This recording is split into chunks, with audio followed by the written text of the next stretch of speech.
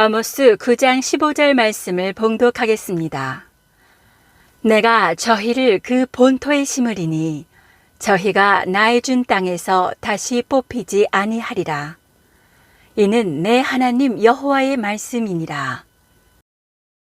예언의 성취, 이러한 제목으로 말씀드리겠습니다. 성경은 하나님의 말씀입니다. 창조자 하나님께서 천지 만물을, 온 우주를 하나님의 말씀으로 창조하시고 말씀을 통해서 역사하시기를 원하십니다. 하나님께서 사람을 지으시고 말씀을 통해서 만나주시는데 그 말씀을 통해서 사람에게 창조자의 권능을 누릴 수 있게 하여 주시는데 그 말씀이 곧 성경입니다.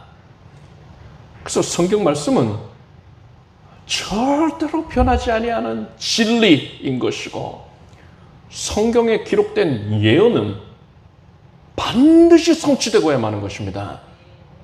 여기서 말하는 예언은 장래에 있을 일을 의미하기도 하지만 또한 본질적인 의미는 하나님의 말씀, 하나님의 뜻 자체를 의미하는 것임을 우리는 알아야 합니다. 성경 말씀은 다 성취됩니다. 그 말씀이 어떻게 성취되었습니까? 하나님께서 아브라함과 그의 자손에게 가나안 땅을 주겠다 약속하셨어요. 하나님께서는 이것을 이루시기 위하여서 애굽 땅에서 종살이하고 있었던 이스라엘 백성들을 인도하셔서 홍해를 건너게 하셨습니다. 여리고성을 무너뜨리셨습니다. 가나안 족속들을 쫓아내 주셨어요. 이런 기적의 역사를 이루셨단 말입니다. 그렇게 가나안 땅에 자리 잡게 된 이스라엘 백성들이 이제는 우상 숭배에 빠지게 됐어요.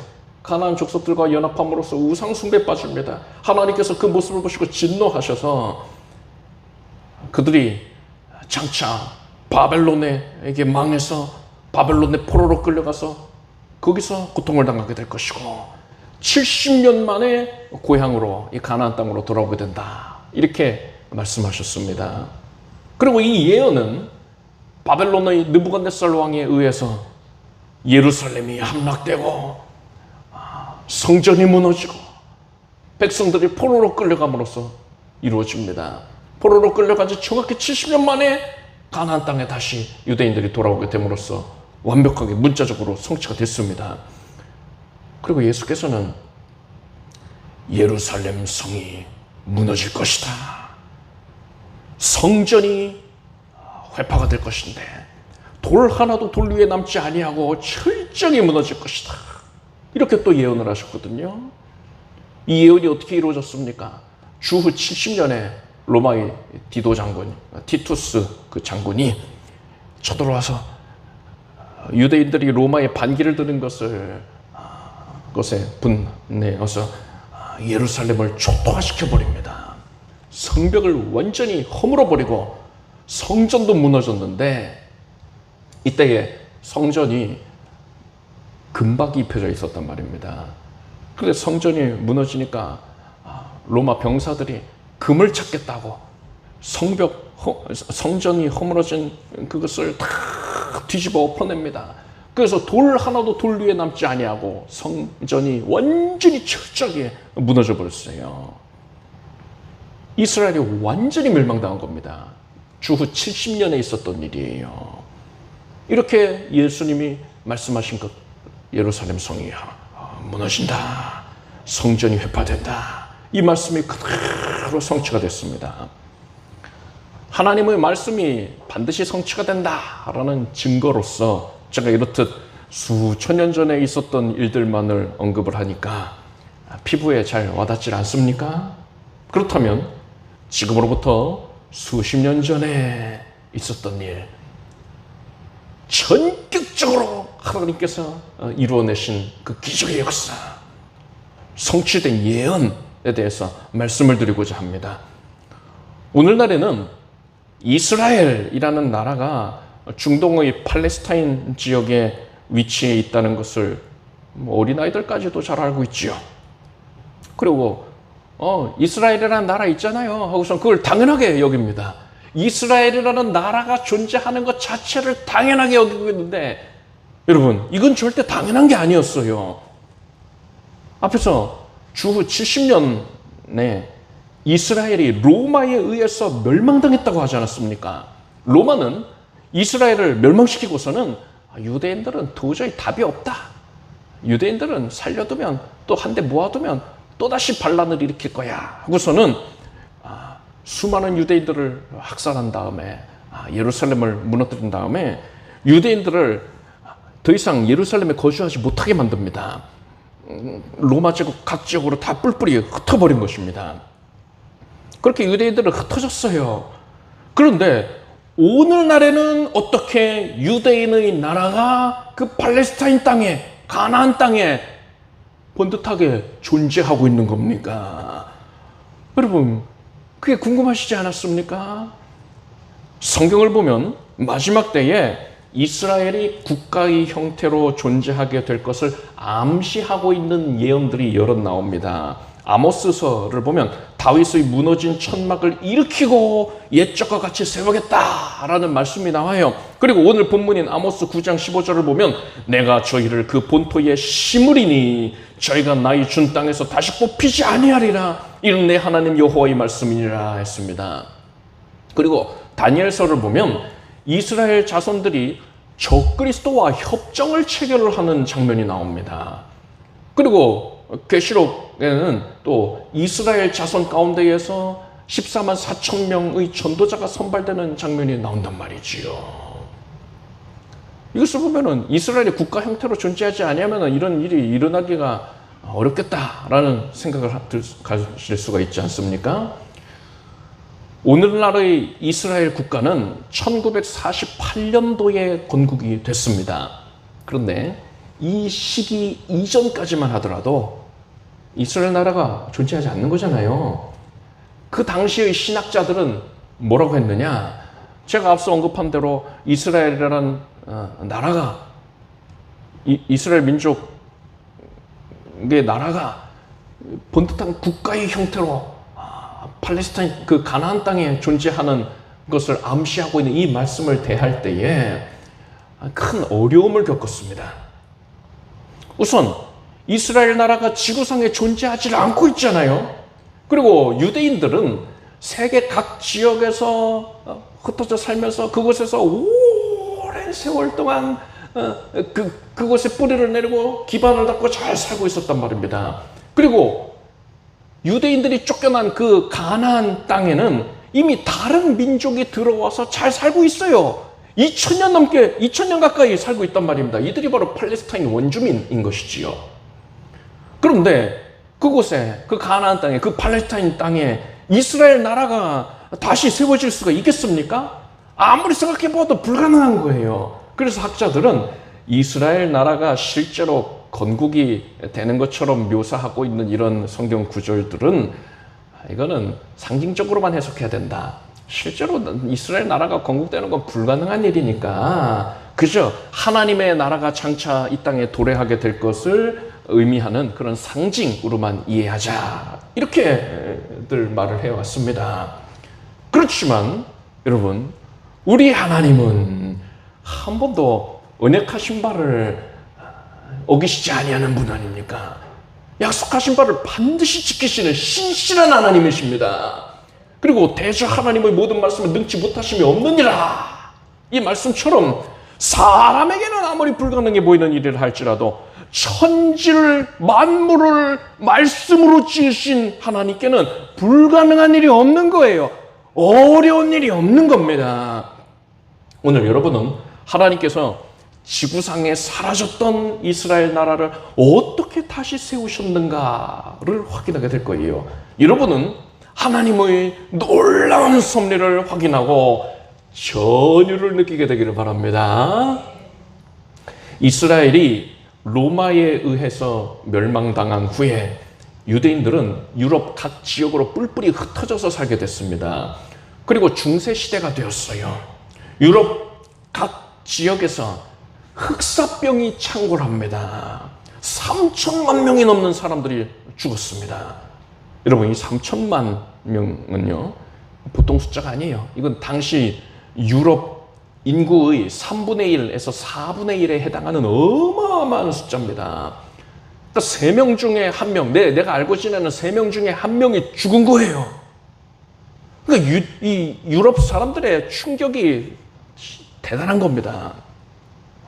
흑사병은 쥐에 기생하는 쥐 벼룩이 옮기는 질병입니다.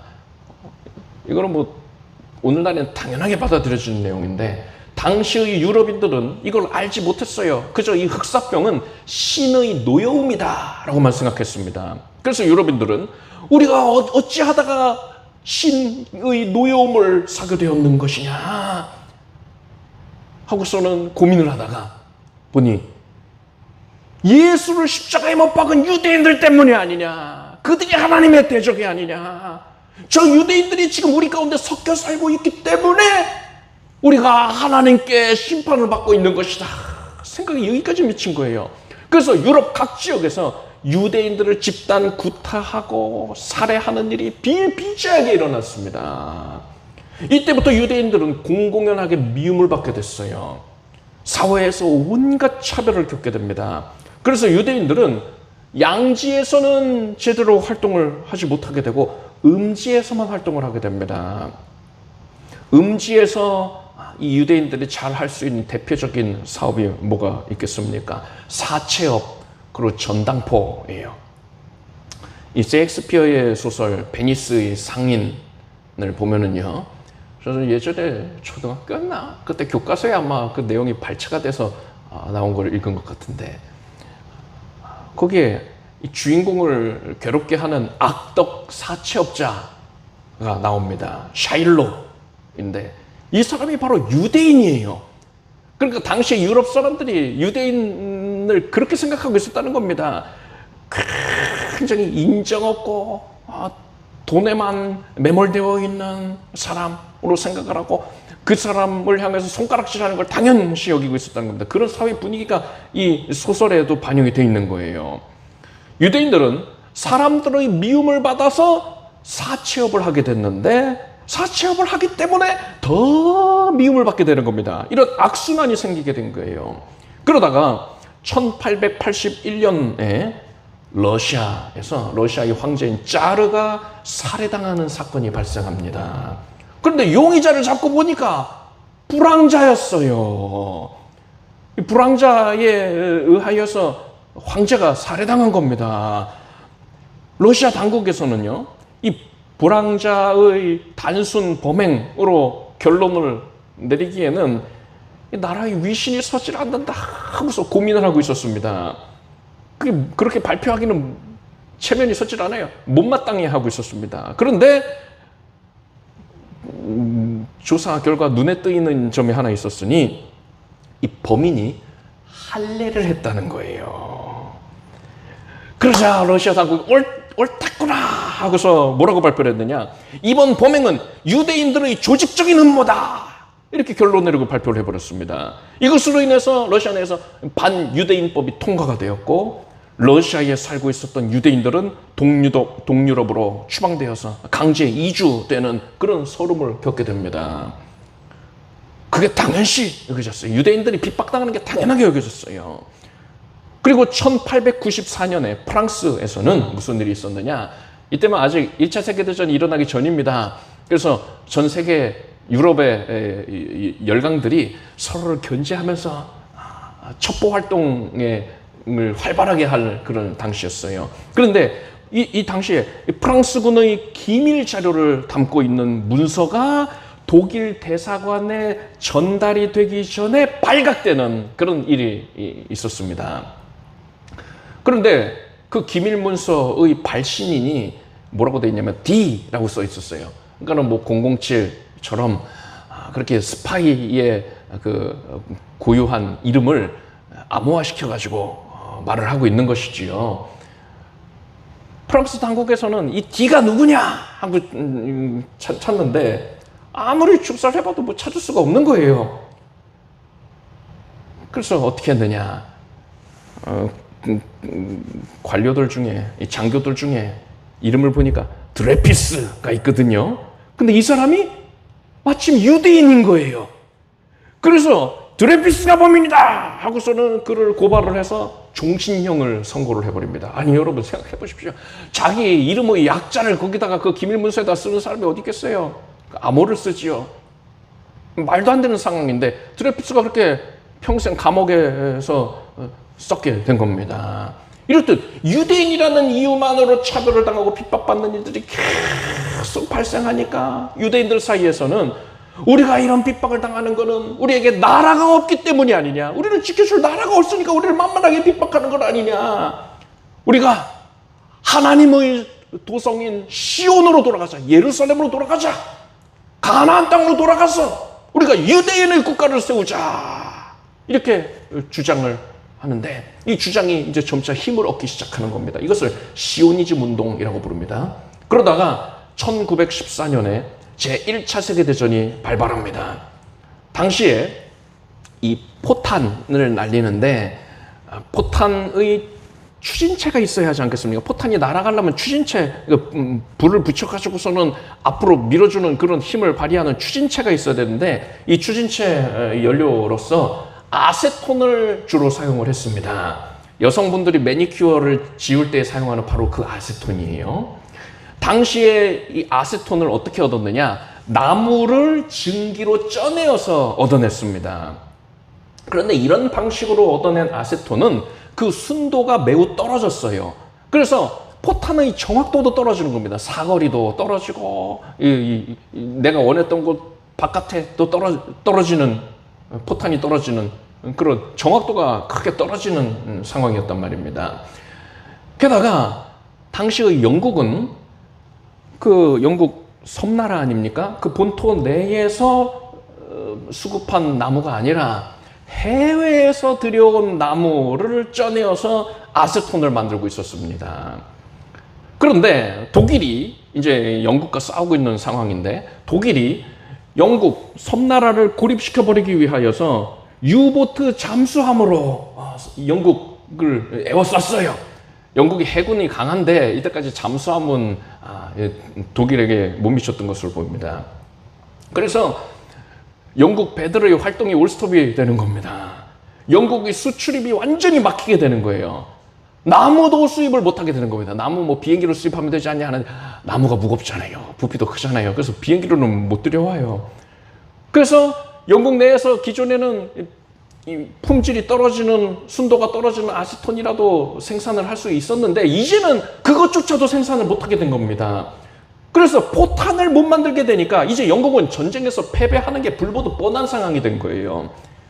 이때에 영국 맨체스터 대학의 교수였던 유대인 하임 바이치만이라는 화학자가 설탕을 아세톤으로 변질시키는 박테리아를 발견을 했습니다. 당시 영국의 수상이었던 윈스턴 처칠이 바이치만 교수에게 당신이 순수한 아세톤 6만 톤을 생산을 해준다면 당신이 원하는 모든 걸 다 들어주겠어, 이렇게 약속을 했습니다. 이 6만 톤이라면 영국과 모든 연합국들에게 공급하기에도 충분한 그런 양이었어요. 전쟁의 승패가 판가름 나는 그런 양이란 말입니다. 이 말을 들은 바이츠만이 연구에 연구를 거듭해서 결국 옥수수를 이용해서 순도가 월등히 높은 아세톤을 생산을 하는 방법을 찾아냅니다. 옥수수는 수입해 올 필요가 없는 작물이었어요. 영국 내에서 쉽게 구할 수 있는 작물이었기 때문에 영국은 이제 독일 잠수함의 위협에 상관없이 마음껏 질 좋은 아세톤을 생산해낼 수 있게 된 겁니다. 바이츠만이 생산한 이 질 좋은 아세톤을 사용해서 연합국이 사용을 하는 폭탄의 정확도는 놀랄 만큼 정교해집니다. 사거리도 늘어나고 원하는 데에 떨어뜨릴 수 있게 된 거예요. 그래서 이제 그 전황이 영국에 대단히 유리해지게 된 거예요. 그러니까 이 처칠 그 영국 수상의 이 입이 귀에 걸리게 된 겁니다. 좋아서 어쩔 줄 몰라요. 기쁜 마음에 수상이 바이츠만 교수를 불러서 당신이 뭘 원하느냐고 다 들어주겠더라고, 그렇게 물어봅니다. 그러자 이 바이츠만이 팔레스타인에 유대인의 나라를 세울 수 있는 땅을 주십시오, 이렇게 요구를 합니다. 이 말을 듣고 영국 정부가 아주 큰 고민에 빠집니다. 왜 그러하냐? 당시 국제 정세가 어땠느냐면 당시에 이 팔레스타인을 비롯한 중동 일대는 오스만 투르크, 그러니까 오스만 터키, 오스만 제국이 통치를 하고 있었습니다. 오스만 제국이 굉장히 큰 영토를 자랑을 했지요. 이 오스만 투르크는 독일의 동맹국이었습니다. 그래서 영국의 적인 거예요. 영국은 이 오스만 제국의 힘을 약화시키기 위하여서 뭐라고 했느냐? 한 선언을 발표를 하는데 그 내용이 무엇이냐면 오스만 제국 내에 거주하고 있는 민족들이 오스만 제국에 대항해서 반란을 일으킨다면 영국은 전쟁이 끝난 후에 그렇게 반란을 일으킨 각 민족들의 독립국가를 건설해 주겠다 이렇게 약속을 한 거예요. 오스만 제국이 뭐 단일 민족이 아니었단 말이에요. 여러 민족들을 다 통합을 해가지고 큰 대제국을 이루고 있었는데 거기 내에서 각각의 민족들의 분란을 야기를 한 것이지요. 이렇게 선언을 한 내용이 바로 1916년도에 선포한 맥마흔 선언입니다. 맥마흔 선언 기억하시면 돼요. 이 말을 듣고 오스만 제국 내의 많은 민족들이 반란을 일으킵니다. 와, 독립국가를 건설해 준대 하고서는 여기저기서 반란이 일어나는 거예요. 가나안 땅에 거주하고 있었던 팔레스타인 원주민도 독립을 꿈꾸면서 오스만 제국에 대항해서 반란을 일으킵니다. 맥마흔 선언에 따르면 가나안 땅은 팔레스타인 원주민들에게 내어주어야 하지 않겠습니까? 그런데 지금 바이치만 교수는 그 땅을 유대인에게 달라 하고 있으니까 영국 입장이 몹시 난처해지게 된 거예요. 그래서 고심을 합니다. 고심 끝에 영국에서 어떤 결정을 내렸느냐? 1917년에 외무장관인 벨푸어가 이렇게 말합니다. 팔레스타인에 유대인을 위한 민족 국가가 수립되는 것을 지지한다. 이런 성명을 발표했어요. 이게 바로 벨푸어 선언입니다. 영국이 이런 발표를 한 것 보니까 신앙심이 좋은가 보다 생각할 수 있는데 그게 아닙니다. 지금도 그렇지만 그 당시에도 전 세계의 금융은 유대인들이 주름을 잡고 있었어요. 그리고 이 1차 세계대전 당시만 하더라도 독일과 유대인의 관계가 그리 나쁘지가 않았습니다. 독일을 뒤에서 후원하는 유대인 자본가들이 상당했습니다. 그래서 영국은 이 유대인 자본가들이 독일을 지원하던 것을 끊게 하고 이제는 영국을 지원하게끔 그렇게 만들기 위해서 팔레스타인의 유대인의 국가 수립을 지지한다라는 성명을 발표했던 거예요. 이후에 어떻게 될지는 난 모르겠고 우선은 지지한다 이렇게 좀 무책임하게 발표를 해버린 겁니다. 그런데 앞에서 살펴봤듯이 맥마흔 선언에 의하면 팔레스타인 땅에 팔레스타인 원주민들의 독립국가를 세워야 하는 것 아닙니까? 그런데 벨푸어 선언, 새로 발표된 벨푸어 선언에 의하면 그 땅에 유대인의 국가가 들어서야 되는 거예요. 그래서 이 두 선언이 상충되는 내용이기 때문에 팔레스타인 땅을 두고서 팔레스타인 원주민과 유대인 간의 갈등이 생겨나게 된 겁니다. 그런데 1차 세계대전이 끝난 이후에 유대인들 가운데에서 팔레스타인 땅으로 본격적으로 이사해 오는 사람들은 많지가 않았어요. 그래서 뭐 이러한 갈등이 이후에는 어떻게 될지 모르겠는데 그렇게 심각하게 부각이 되지는 않는단 말입니다. 유럽 각 지역에서 이미 기반을 잡고 대대로 유대인들이 잘 살고 있었거든요. 그런데 그들이 모든 것을 포기하고 본토 친척 아비집을 떠나서 옛적에 우리 선조들이 살았던 가나안 땅으로 가서 살아야겠다 이렇게 결심하는 사람 찾기 힘들었단 말입니다. 그래서 이제 이러한 문제가 있었는데도 불구하고 지금 시간이 흐르고 있는 거예요. 이렇게 유대인들이 팔레스타인으로 돌아가기를 꺼려하니까 하나님께서 어떻게 섭리하셨는 줄 아십니까? 1939년도에 제2차 세계대전이 발발합니다. 유대인은 나치 독일에 의하여서 크게 핍박을 받습니다. 이때 유대인들이 모진 핍박 끝에 이 무참하게 살해당한 것을 가리켜서 홀로코스트라고 부릅니다. 이때 세계 각 지역에서 600만 명이 넘는 유대인들이 살해됩니다. 정확하게 집계된 것만 600만이고 집계되지 않은 것들, 그런 은닉된 내용들까지도 다 포함을 하면 수천만 명에 이를 것이다. 그 사상자 수가 수천만에 이를 것이다 라고 합니다. 이에 유대인들은 나라 없는 민족의 서름을 뼈저리게 느끼게 되어서 이제는 앞다투어서 팔레스타인 땅으로 이주를 해오는 것입니다. 내가 이 땅을 많이 갖고 있으면 뭐하냐, 돈을 많이 갖고 있으면 뭐하냐, 나라가 있어야 된다. 하나님께서 우리 조상들에게 허락하신 그 가나안 땅으로 돌아가자. 그것은 유대인들이 팔레스타인으로 들어오는 거예요. 한꺼번에 너무 많은 유대인들이 이주해 오니까 이때 당시 팔레스타인을 영국 정부가 다스리고 있었는데 이 영국 정부에서는 깜짝 놀라가지고 유대인 입국 금지를 선언하기도 합니다. 유대인들이 들어오는 것을 막아서기도 했어요. 그런데 여러분, 팔레스타인에 원래 살고 있었던 사람, 팔레스타인 원주민의 입장에서 생각해 보십시오. 이 상황이 몹시 불쾌한 거예요. 자신들이 2000년 가까이 이곳에서 살고 있었거든요. 이곳은 팔레스타인 원주민의 땅이란 말이죠. 그런데 유대인들이 수천 년 전에 자신들의 조상이 살았던 땅이라고 하면서 이 땅을 차지하려고 하고 있으니까 이 원주민들이 반발을 하는 것도 당연한 겁니다. 그렇게 2차 세계대전이 끝납니다. 미국 내의 분위기가 어땠냐면 홀로코스트를 겪은 유대인들이 너무 불쌍하다는 이런 동정 여론이 형성이 됩니다. 이때 미국의 정치와 경제를 쥐락펴락하고 있는 자들 당연히 유대인들이었습니다.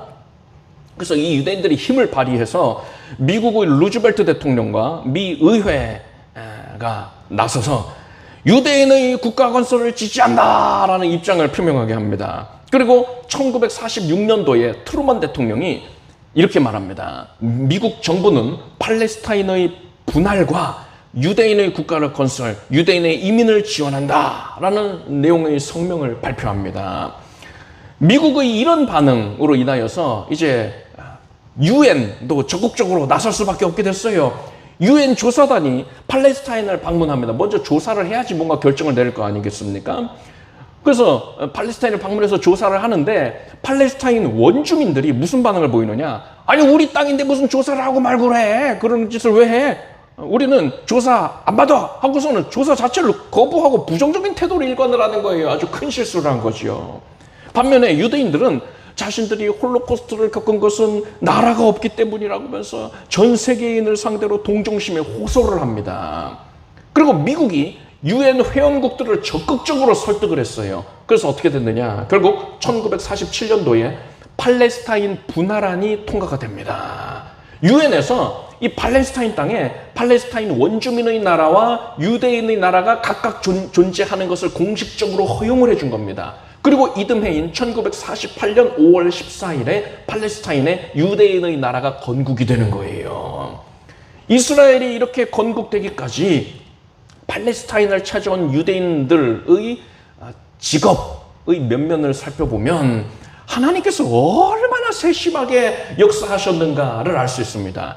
유대인들은 1880년부터 1948년까지 크게 5차례로 나눌 수 있는 그런 대규모 이주를 해왔습니다. 예루살렘이 산 정상에 위치해 있거든요. 고산지대에 있습니다. 그래서 유대인들은 예루살렘으로 가는 것을 예루살렘으로 올라간다 이렇게 표현을 합니다. 그래서 유대인들이 이스라엘로 유입이 된 것을 가리켜서 그들이 예루살렘 즉 시온으로 올라갔다 하여 올라간다는 뜻을 가진 히브리어 알리야라고 표현합니다. 그래서 총 5차례의 이 대규모 이주, 그러니까 5차례의 알리야가 있었던 거예요. 1차 알리야는 1880년에서 1900년 사이에 있었는데 이때에는 주로 농부들이 들어왔습니다. 그리고 2차 알리야는 1900년에서 1914년에 있었는데 이때는 과학 영농 기술자들이 들어왔어요. 3차 알리야는 1918년에서 1924년까지였는데 이때 기업가들이 대규모로 들어옵니다. 4차 알리야는 1924년에서 39년까지 있었는데 이때 건축가들, 관료들이 들어왔어요. 그리고 마지막 5차 알리아는 1930년에서 48년에 있었는데 이때 모든 직업군들이 다 들어왔습니다. 여러분 이게 뭘 의미하는 줄 아십니까? 농부들이 처음 들어와서 황무지를 개간을 한 거예요. 그러고 나니까 과학 영농 기술자들이 들어와서 농업을 조직화하는 겁니다. 그 후에는 상인들이 들어와서 경제 규모를 확대하고 그 후에는 건축 기술자들이 도시를 건설을 하고 그 후에는 지식인들이 들어와서 교육 사업을 하고 그 후에는 군인 출신들이 들어와서 군대를 조직화하고 그 후에는 관료 출신들이 들어와서 정부의 기초를 설립을 한 겁니다. 여러분 이것은요 앞뒤의 순서가 조금이라도 어그러진다면 뒤에 도착하는 이들이 제대로 일을 할 토대가 형성되어 있지 않는 겁니다. 일이 엉키는 거예요. 그런데 여러분 입이라도 맞춘 것처럼 매 순간 매 시점마다 가장 필요한 직업군이 유입이 된 거예요. 이것은 하나님께서 매우 짧은 시간 동안에 이스라엘 나라의 기틀을 다지시기 위해서 적극적으로 개입하신 것이라고 밖에 설명할 수가 없는 겁니다. 이스라엘은 1948년 5월 14일에 건국 선언을 했는데 이때 그 건국 선언문의 가장 마지막 부분에서 언급한 말이 무엇이냐? 바로 오늘 본문인 아모스 9장 15절입니다. 이 내용을 낭독을 했어요. 내가 저희를 그 본토에 심으리니 저희가 나의 준 땅에서 다시 뽑히지 아니하리라. 이는 내 하나님 여호와의 말씀이니라. 이 말씀 그대로 하나님께서 이스라엘을 심어주시고 다시는 뽑히지 않게 해주셨습니다. 하나님이 철저하게 보호해 주시는 거예요. 어떻게 보호해 주셨습니까? 이스라엘이 건국 선언을 하니까 주변국들인 이집트, 요르단, 시리아, 레바논, 이라크가 연합을 해서 이스라엘을 지중해로 밀어넣어 버리자 이렇게 외치면서 이스라엘에 쳐들어왔습니다. 이것이 1차 중동전쟁입니다. 이들 나라들은 석유를 수출하는 나라들이에요. 그래서 그 돈으로 무기를 대규모로 사들였기 때문에 현대식 무기로 매우 잘 무장되어 있었습니다. 반면에 이스라엘은 어떻습니까? 아직 군대 조직조차 제대로 완비가 되어 있질 않았어요. 갓난 아기와 같은 겁니다. 그렇지만 이스라엘은 결사항전을 했어요. 이 주변국들이 골리앗과 같은 기세로 쳐들어왔는데 이들이 이스라엘의 이 다윗의 물맷돌과도 같은 하찮은 무기에 패배합니다. 그래서 달아났어요.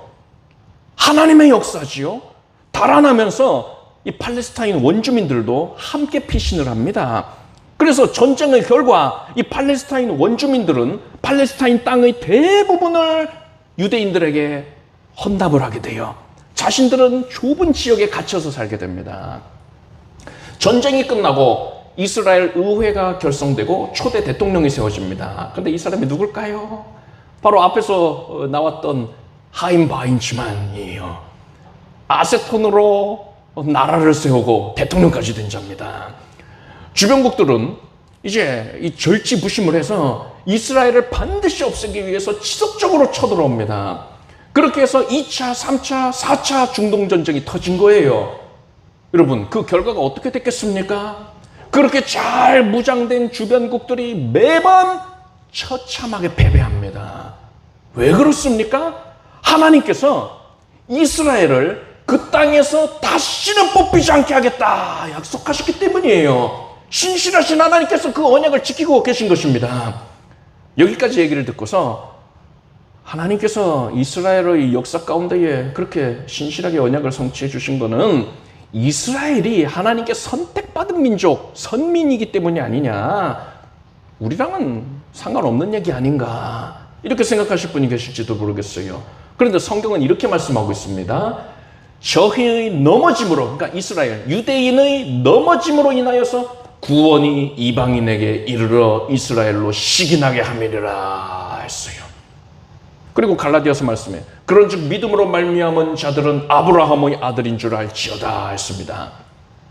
유대인들이 예수님을 십자가에 못 박아 죽임으로써 구원 얻을 기회가 유대인에게서부터 이방인에게로 넘어오게 된 겁니다.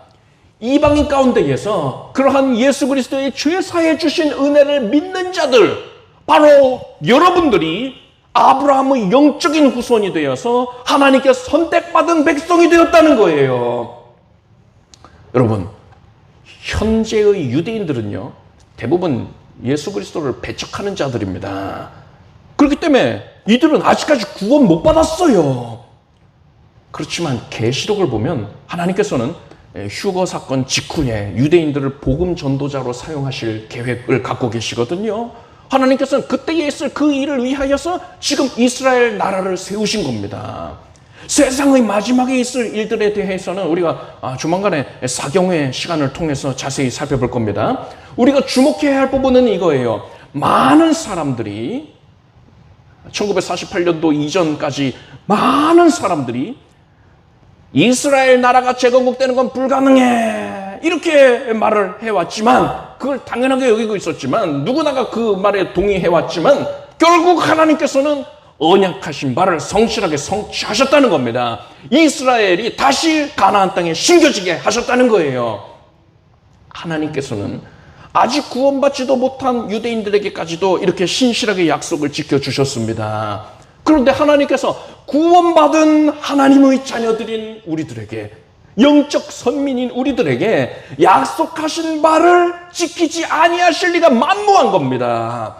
여러분, 시험을 보기 전에 정답지를 먼저 볼 수 있다면, 그리고 그 정답지를 먼저 보는 게 전혀 부정한 행동이 아니라면, 공정한 행동이라면, 그것이 허용되는 행동이라면 여러분은 어떻게 하시겠습니까?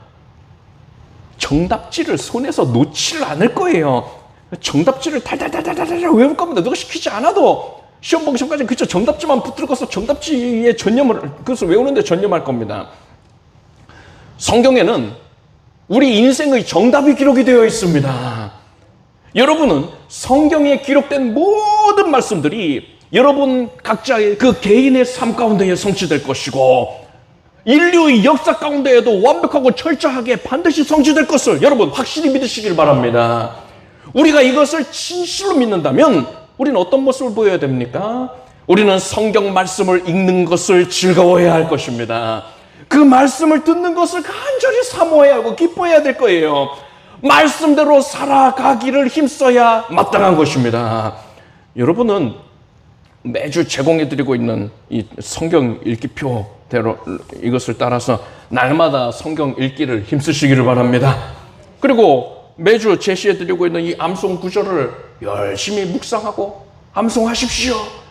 여러분이 매일같이 읽어가는 그 성경 구절, 그 말씀들이, 여러분이 암송하고 있는 그 구절들이 여러분의 삶 가운데에서 분명하게 성취되는 것을 보게 될 것입니다. 확실히 그렇게 됩니다. 여러분은 하나님의 언약하신 말씀이 성취될 것을 확실히 믿고 말씀을 간절하게 사모하면서 살아가기를 바랍니다. 기도하겠습니다. 하나님, 하나님의 말씀을 우리에게 주셔서 감사드립니다. 창조자의 말씀, 전능자의 말씀을 받아서 믿겠습니다. 이 말씀을 믿음으로 말미암아서 우리가 창조자의 권능을 우리에게 허락하여 주시니, 그 말씀이, 언약하신 말씀이 성취되는 것을 보게 하여 주시니 감사드립니다. 말씀을 믿습니다. 말씀을 사모합니다. 말씀을 즐겁게 여기고 가까이 여기겠습니다. 주여 말씀을 통하여 역사하시옵소서. 예수님의 이름으로 기도드립니다. 아멘. 모두 자리에서 일어나셔서 가슴에 손을 얹으시고 아픈 곳에 손을 얹고 간절한 소원을 품고 기도하겠습니다. 하나님, 말씀을 통하여서 우리를 만나주시고 우리가 말씀을 확실히 믿을 때에 믿음대로 역사해 주시니 감사를 드립니다. 하나님의 말씀이 지금 능력을 나타냅니다. 양날 가진 검보다도 예리한 하나님의 말씀이 우리의 심령에 들어왔습니다. 하나님이 원치 아니하신 것들을 다 잘라냅니다. 하나님을 대적하여 높아져 있던 마음이 잘라질지어다, 깨뜨려질지어다. 하나님을 향하여서 완고하게 닫혀있던 마음의 문은 지금 말씀의 검이 꽂힘으로써 열려질지어다, 확실히 열려질지어다. 모든 마귀가 죽어간 상처들, 어둠의 흔적들을 다 제하여 주시옵소서. 말씀의 검으로 제하시옵소서. 지금 우리의 육신에 하나님의 말씀의 검이 닿습니다. 암세포를 잘라내어 주시고 모든 염증들을 잘라내시고 통증을 야기했던 세력들을 다 잘라내시옵소서. 질병 연약의 세력들이 뿌리까지 잘라내어 살라질지어다. 예수 그리스도의 말씀이 그 능력을 나타내느니라. 예수께서 채찍에 맞으심으로 우리가 나음을 입었도다. 나음을 입었도다. 예수의 피 흘리신 역사로 말미암아서 우리가 나음을 입었도다. 믿습니다. 이 말씀을 붙들었습니다. 이 말씀대로 지금 역사해 주시옵소서. 세상 의술이 못 고친다 하는 것까지도 하나님께서 지금 손대셔서 지금 고쳐주시옵소서.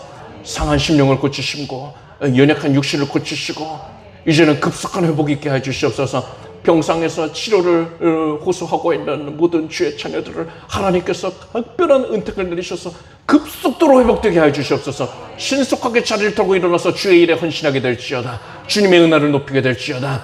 각 가정에 필요로 하고 있는 소원하고 있는 바를 다 들어주시옵소서. 예수 그리스도의 권능의 손길을 사로잡힐지어다. 하나님께서 문을 열어주시리라. 모든 닫혔던 문들이 예수 이름으로 열려질지어다. 말씀을 믿음으로써 이루어지는 것을 볼지어다. 불안 가운데 호황을 누리게 하여 주시옵소서. 취업을 허락하시고 진학을 허락하시고 종사하고 경영하는 산업의 현장에 큰 복을 내려주시옵소서.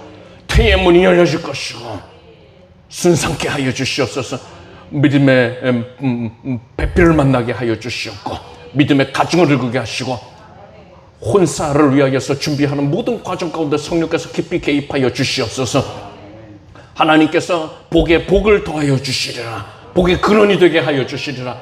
만민으로 하여금 하나님의 살아계심을 하나님의 자녀의 복받음을 인하여서 드러내 주시리라.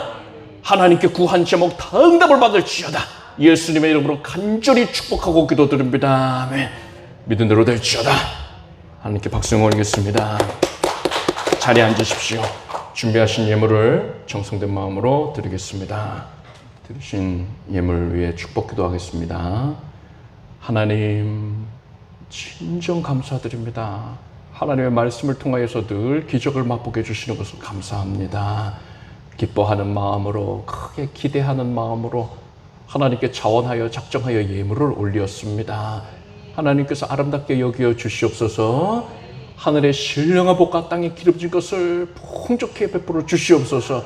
믿음의 별 넓게 열고 다 받아 누리게 하여 주시옵소서.